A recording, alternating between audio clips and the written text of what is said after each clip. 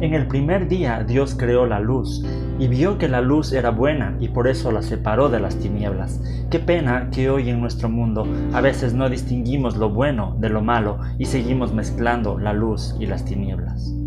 En el sexto día de la creación, Dios miró todo lo que había hecho y consideró que era muy bueno, pero todo lo puso a cargo del ser humano, y hoy miramos el mundo como está y queda muy poco que podamos decir bueno. Cuando Eva fue tentada, la serpiente le dijo que si comía del fruto prohibido sería como Dios, conocedora del bien y del mal. Y así fue, y de ahí en adelante todo ser humano piensa que puede decidir por sí mismo lo que es bueno y lo que es malo, y que ya no necesita de Dios para saberlo. Ese es un gran error.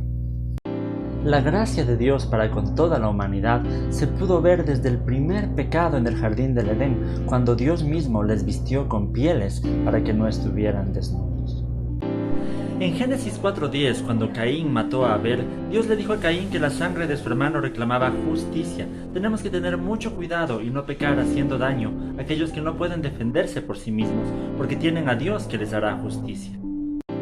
En Génesis 6:13, Dios le dice a Noé que ha decidido acabar con toda la humanidad porque por su causa la tierra está llena de violencia. Siempre se destaca la violencia como un pecado muy grave, porque es irse en contra del mandamiento más importante, que es el amor.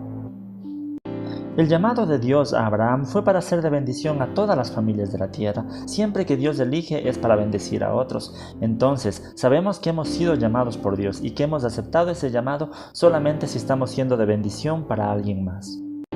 Cuando Abraham tuvo hambre en la tierra que Dios le dio, decidió salir de ahí e irse a vivir a Egipto, y las cosas no le salieron bien. No dejemos que las dificultades económicas nos hagan salir del reino de Dios y buscar ganarnos la vida por medios que nos alejen de Él. Abraham es el padre de la fe porque creyó en las promesas de Dios cuando todavía ni siquiera había nacido su hijo, y Dios lo consideró como justo. Así también Dios nos considera a nosotros como justos cuando creemos en todo lo que Él ya ha hecho por nosotros. Así como Sara se rió al escuchar la promesa de Dios de que sería madre en su vejez, así también a nosotros nos parece muchas veces increíble pensar que a pesar de nuestras debilidades, Dios nos puede seguir usando para su obra. Adorar verdaderamente a Dios significa entregarle a Dios lo mejor de nosotros, lo más valioso que tengamos, reconociendo que todo en la vida le pertenece a Él, siguiendo el ejemplo de Abraham, que no dudó en entregarle a su hijo amado cuando Dios se lo pidió. Jacob y Esaú peleaban en el vientre de su madre. Esto me lleva a pensar que los seres humanos somos pecadores desde antes de nacer, pero aún desde antes de nacer Dios ya tiene un propósito para cada uno de nosotros. Somos importantes para Dios desde el vientre de nuestra madre.